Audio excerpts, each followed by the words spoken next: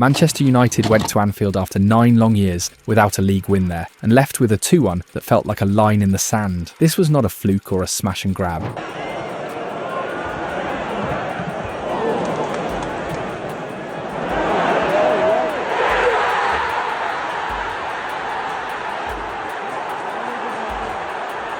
It was a cold, tactical dismantling of Arne Slot's setup. Amorim read Liverpool's structure, spotted the soft spots, and built a game plan to poke them over and over. He just read the game really well, and managers have to do that, and they get paid to do that. And this was a great example of a manager reading the situation and going, yep, because there would have been many people saying Sissko's got to start. You need pace against the likes of Salah, Gakpo, and Isak. He said, no, it's going to be a time in the game where we're going to have our backs to the walls. You need experience, you need players who understand how to clear their box and clear their lines in them areas and have done it for a long period of time. And he went for that, and it paid off. And you have to give him the credit when credit's due, because everyone's quick to hammer him. United are now 2 points off the champions, 6 off Arsenal. Momentum finally has a postcode in M16. Slot, meanwhile, slips into his first real crisis. 4 defeats on the bounce, something Liverpool hadn't lived since 2021. For United, this is season shaping. For Liverpool, it is a jolt that exposes habits they thought were buried. Amorim finally hits back-to-back Premier League wins. After 34 attempts, the stat now matches the feeling on the pitch. Of course, it's really important. I don't have many wins in Manchester, so this is really important. It's back-to-back, like you said, is an Anfield. That is really important. Every detail of this game, it's something that I am speaking for a while. The spirit, when we suffer a bad moment or a goal, maintain the composure. All these small things today was perfect. United's opener set the tone, attack the space behind the line, while Liverpool argue with the referee ruthless, simple, effective.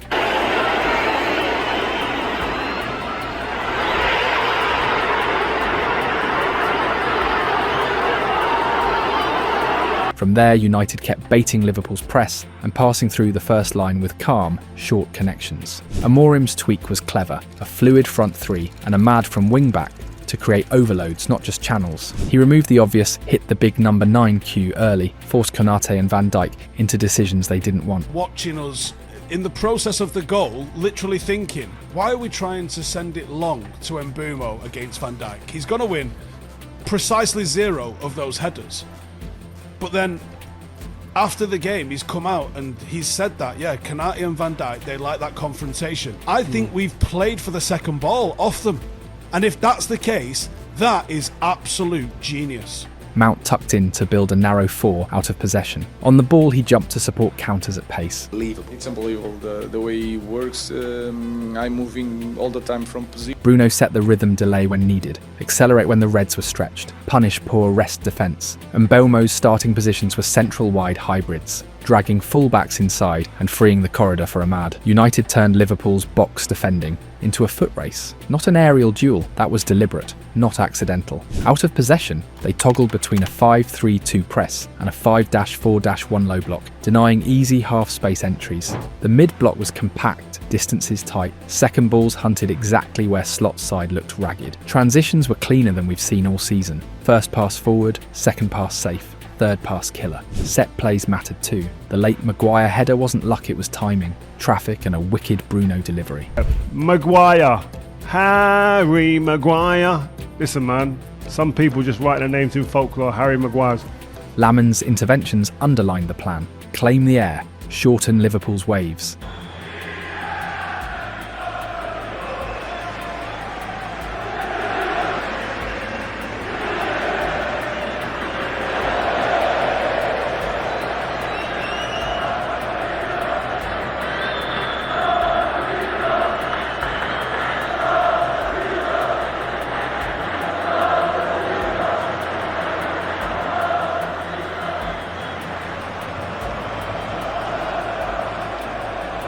Yes, Gakpo hit woodwork and Liverpool had volume, but United controlled where the shots came from. The final half hour was pragmatic football. Deny central switches, protect the cutback, live with crosses. Psychologically, this is huge. United proved they can win the biggest away day by being smarter, not louder. Man United have got 3 points, back-to-back in the Premier League for the first time since God knows when, eh?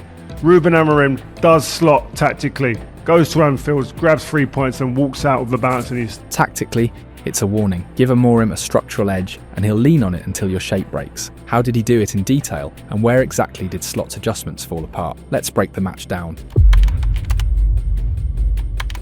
Arne Slot looked genuinely thrown off before a ball was even kicked. Amorim had pulled a classic tactical trick. He lied through omission. Everyone expected Benjamin Šeško, who had scored in back-to-back league matches and started the previous 4, to lead the line. Slot even said pre-match. We've seen Šeško play the last 3, 4, 5 or 6 times, but now they go to Liverpool and change the lineup. He guessed it might be a 5-3-2 with Mount tucked in as a number 10. But Amorim had other ideas. Instead, Matheus Cunha was given the striker role not as a static reference point, but as a moving target. Amorim knew Van Dijk and Konate thrive when they can fix their eyes on a single duel, so he simply removed the duel. If we play Ben, it's easier for those centre-backs to control our striker, said Amorim before the match. He replaced vertical confrontation with horizontal chaos. The new front 3, Cunha, Mbeumo and Mason Mount was fluid, unpredictable and structurally clever. Amad Diallo was deployed as a right wing-back, a secret weapon rather than a traditional defender. The result was an attacking shape that constantly shifted Liverpool's defensive assignments. Cunha has one characteristic that can push us forward, Amorim explained. Konate and Van Dijk love aerial battles, so we'll give them something different. It worked. Mbeumo roamed more centrally to overload the half space, while Amad cut inside to operate as an auxiliary playmaker. United still mixed in their trademark long balls and flick-ons, but now there were more passing lanes and movement behind Liverpool's fullbacks. It was less direct, more manipulative, and it confused the champions completely. Off the ball, United switched between a 5-3-2 press and a compact 5-4-1 block, depending on the phase. Cunha and Mbeumo led the pressure high up, while Mount dropped into midfield pockets to suffocate Liverpool's passing rhythm. It wasn't just defensive discipline, it was intelligent economy. Every player had 2 roles, every press had a trigger. Fans expected Amorim to unleash his 6'5" hammer up front. Instead, he went with finesse, and it worked beautifully for over an hour.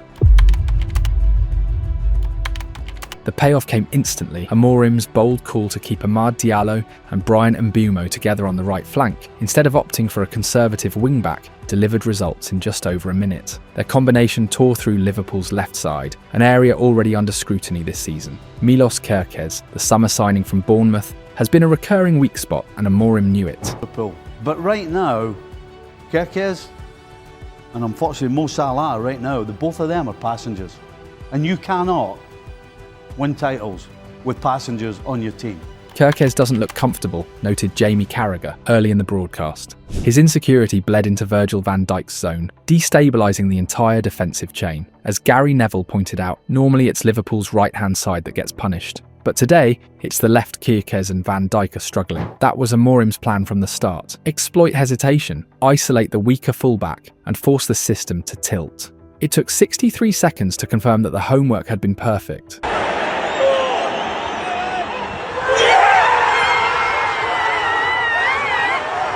Manchester United weren't lucky they were surgical, and from that moment, Liverpool were chasing ghosts. That early goal did more than just silence Anfield, it weaponised the noise against Liverpool. The tension inside the stadium was instant. Within 6 minutes, Virgil van Dijk was already seen waving his arms, urging Ryan Gravenberch to slow down after a rushed forward pass. The crowd wanted urgency, the players needed calm, the disconnect was fatal. We were far too rushed, Van Dijk admitted post-match, and Amorim's United fed off that panic. Bruno Fernandes revealed the strategy afterwards. During the first half, we knew they were under pressure when they had time on the ball. Their fans were putting them in a difficult position because they were booing a little for them to play quicker. It was psychological chess. Amorim understood that Anfield's intensity, normally Liverpool's greatest weapon, could become a liability if provoked early. So United provoked it by scoring first and then breaking Liverpool's rhythm with deliberate pauses, clever fouls, and long spells of off-ball discipline. United flipped the script. Anfield's roar turned into a restless hum. Every sideways pass drew groans. Every lost duel stoked irritation. Amorim had made Liverpool's home crowd his 12th man. After the match, Arne Slot could not hide his irritation. He referenced United's repeated use of long balls as if it were a sign of cowardice, but in truth, it was genius. Plays going on for Mbom. At Anfield, where Liverpool thrive on pressing errors and second ball turnovers, Amorim simply removed the opportunity. Gravenberch, Salah goes again and scores! Goalkeeper Senna Lammens went long almost every time. He wasn't trying to build from the back, He was cutting the head off Liverpool's press. Statistically, the Belgian has the lowest pass completion rate of any Premier League goalkeeper with at least 180 minutes this season, lower even than Liverpool's own Alisson and Georgi Mamardashvili. And yet, it was the perfect contrast of philosophies. United sacrificed aesthetics for efficiency, and the gamble worked. The result? Liverpool never managed to trap United in their half. Their press failed to trigger, their shape never stabilised. And crucially, Alexander Isak, the man Slot had challenged to prove himself, was neutralised completely. Slot had publicly set the stage for his record signing. Now that he's fit, it's time to judge him fairly, he said before the match. But by full-time, Isak looked anything but reborn. Yeah, I think that's what we did. And I think now he's had his 5-6 weeks of pre-season, which is normal for every player, especially if you've been out for 3 or 4 months. So fitness-wise, I think he's now close to the level he should be. And now I think we can judge him in the best, in a fair way from now on. So. From the start, he was squeezed out of the game. United's back three, Maguire, De Ligt and Shaw, formed a wall that Liverpool simply couldn't dismantle. Isak tried drifting wide to combine with Mohamed Salah, but each time he found himself either doubled up or forced to receive with his back to goal. The one exception came on the half-hour mark when Ibrahima Konate threaded a rare through ball behind United's line. Isak got in, struck low, and was denied by Lammens' outstretched leg. It was the only glimpse of daylight he'd get all afternoon. For the rest of the match, United's deep shape swallowed him whole. Every time he dropped deep, Casemiro shadowed him. Every time he drifted central, Maguire followed tight. His touch map told the story isolated, frustrated, and ultimately ineffective. Slot's attempt to use Isak as a false focal point played straight into Amorim's trap, a compact block that forced Liverpool's creators into traffic and their striker into irrelevance. The message was clear. This wasn't just Amorim winning a tactical battle, it was him embarrassing Slot on his own turf. Composed, fearless, and ice-cold under the floodlights, Senna Lammens showed exactly why Amorim trusts him. In the biggest games, the 22-year-old Belgian was unshaken by the Anfield chaos, reading every cross, controlling his area, and killing Liverpool's momentum with his sharp goal kicks. He made 5 vital saves in total, including 2 that could easily have swung the game the other way. Statistically, Liverpool produced 2.25 expected goals, yet only 1 found the net. That means Lammens single-handedly prevented at least 1 clear-cut goal.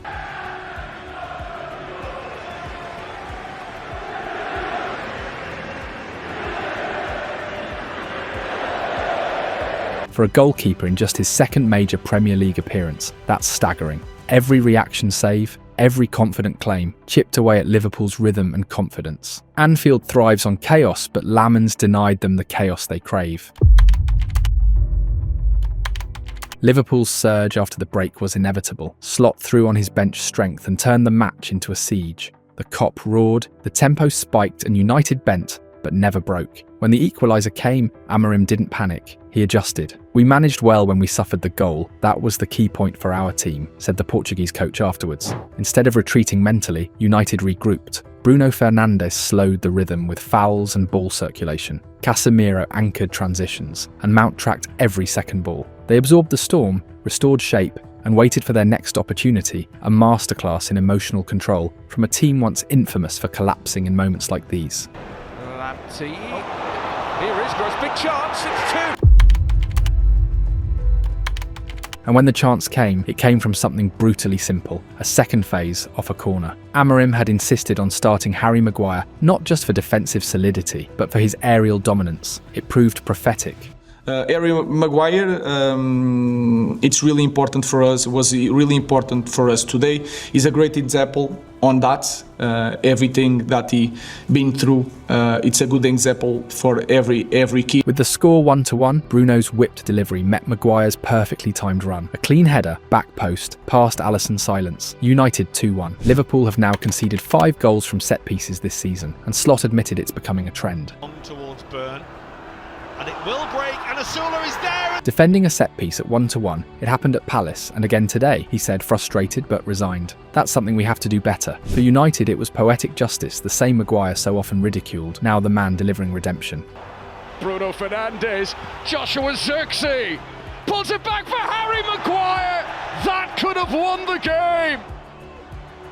Mbeumo. Too many bodies in the way. Bruno Fernandes. Harry Maguire!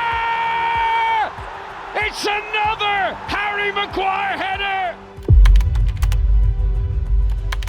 As the clock ticked down, Matheus Cunha became the outball, the escape valve, the match's unsung hero. Amorim had predicted it before kickoff. Cunha has one characteristic that helps us move forward, and in the final minutes he embodied it, shielding possession, winning fouls, and carrying the ball away from Liverpool's press like a street fighter with silk feet. More or less every transition was Cunha, Amorim said post-match. He was far from the centre-backs, and that helped us take the ball. The Brazilian even celebrated a stoppage-time free kick as if it were a goal because, in tactical terms, it was. Corner.